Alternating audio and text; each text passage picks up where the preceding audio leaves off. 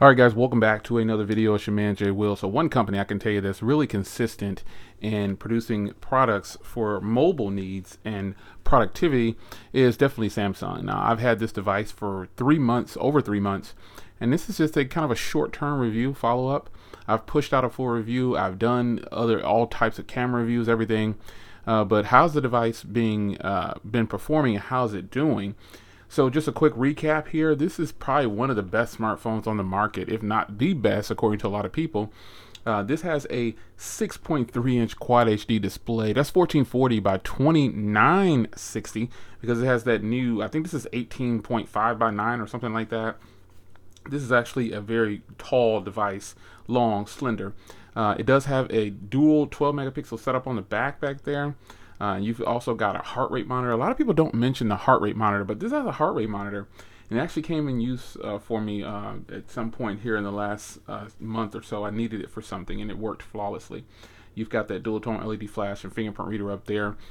You've got the iris scanner on the top. I mean, you can scan your eyes and unlock the device. Works with glasses, without glasses. Really, really sweet. I'm totally happy with that. I use the iris scanner the most.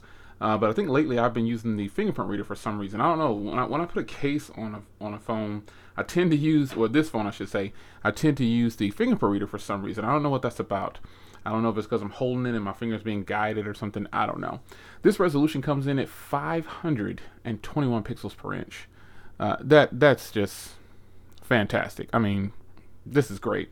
Now, the internals of this thing, I wish it had an Exynos 8895, but the US market gets the Snapdragon models and it has the Snapdragon 835.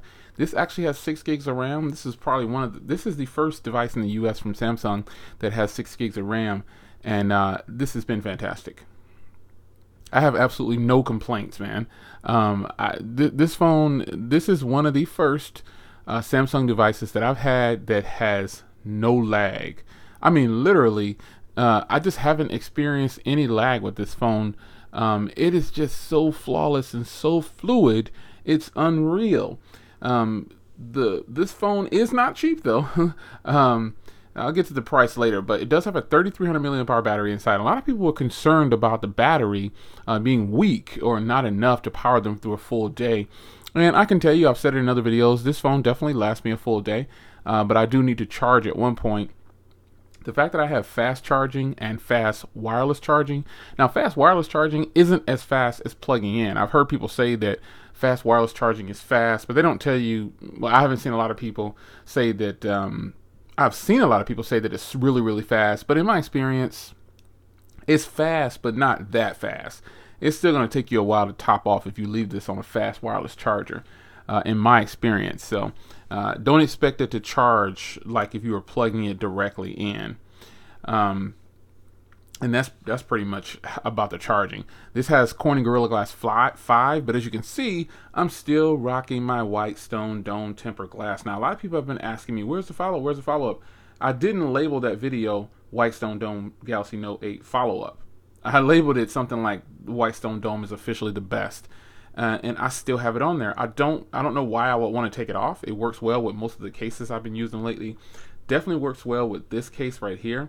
This is the iBlazin or sub case for the Unicorn Beetle. Well, I think this is a formerly Unicorn Beetle with the Galaxy Note 8. And this has just been fantastic, man. I was using my Spigen one, I believe it was. And then when I got this one, I said, oh, I like how this feels. I like how it looks. So I started using this one because I actually have an iPhone 10, Pixel 2, and also this phone.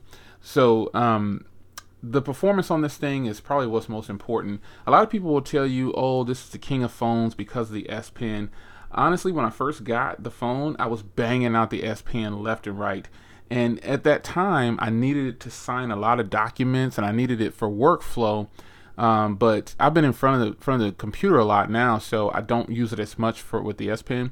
The S Pen definitely came down to me signing documents or putting my signature or cutting and pasting or doing full screen captures and then writing on something and sending it to somebody. All very useful. That is how I have used this S Pen, and everyone's going to use the S Pen different. But I've used this S Pen for doing things like that. I need to show someone something they just didn't understand, so I'll zoom in, sign, and write on it. Look right here. Turn down this street, something like that, and then I'll screenshot and send it to them. It's very useful.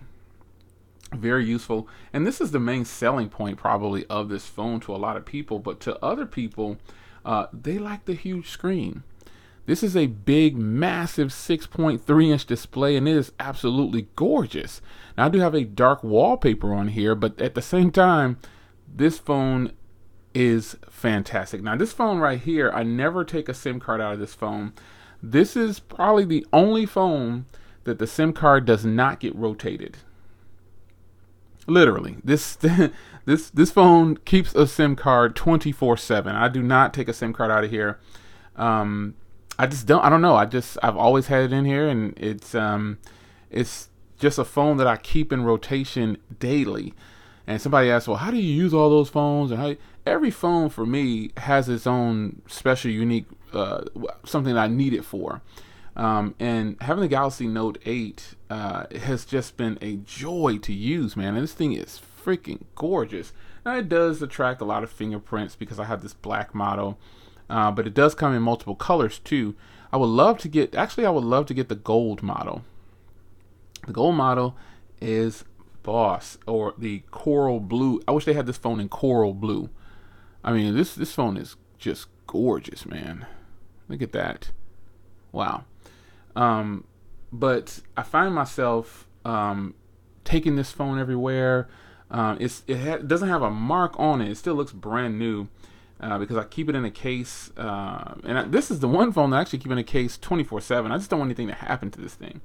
This phone costs $950 or $960 if you're on Verizon. Now, I know that there's a lot of promos out there where you can grab things, but the fact is this phone costs $1,000 almost, and after you add your taxes, it's up there. But is it worth it? Well, I've said in plenty of other videos, no phone is worth $1,000, man. I mean, come on. Even if you're paying for it monthly, you're still paying $1,000. So grab those promos if you can. Find it on promo. That's the way I'm going to tell you how to find this bad boy, because Samsung is winning because they are letting you get a trade-in $400 if you trade in a certain phone. Depending on which phone it is, you can trade in like iPhone 7s and 7 Pluses. They'll give you $400. And then that drops this phone pretty much half off. You're getting a fantastic deal. At one point, people were grabbing this phone for $508 or something like that, $504. Fantastic price. If you can, and that's the difference. I guess a lot of people don't really think this phone, they say, Jay, it doesn't cost $1,000, is because there's always a promo for it. There's always some kind of promo for this phone. And that's a win-win for you. You want to grab a promo if you can. There are no promos with any of the iPhone X's at all. Samsung releases their devices and they give some good promos with it through carriers and through themselves. And right now you can go through Samsung.com and get a great price on this phone. That is why I can still recommend it, because you are able to get a promo price or something like that. So cameras on here have actually been pretty good. Overall, it's just kind of a follow-up and let you know it's performing like a champ. It's performing like it did when I first got it, man. That is crazy. I just haven't had very many Samsung phones that can hang in there this long and perform this well at extended pace like this. Again, cameras are good. Front camera still needs some work to me as far as software goes. Rear cameras, though, I've seen Otech's video with the front camera, so I will say this: in certain lightings, and even with my own videos, I've seen. But I just watched Otech's video, and he's using the Galaxy Note 8 as one of his shooters for vlogs. And the front camera looks fantastic if you're outside in broad daylight in certain situations. But lower lighting, you might have a few issues, or just lighting that's not super bright, you might have some issues. So it's your man Jay Will. Follow-up video on the Galaxy Note 8 3 months in, folks. I think I've officially had this 3 months. Yeah, October, November, December. Yeah, October, November. Yeah, 3 months. 3 months, in 3 months it's official, and this phone is official. It's a very nice phone. Let me put it back in the case. Very nice phone, and I can definitely recommend it. That's about all I have for you in this video. I'll see you in 3 months. Take care, guys.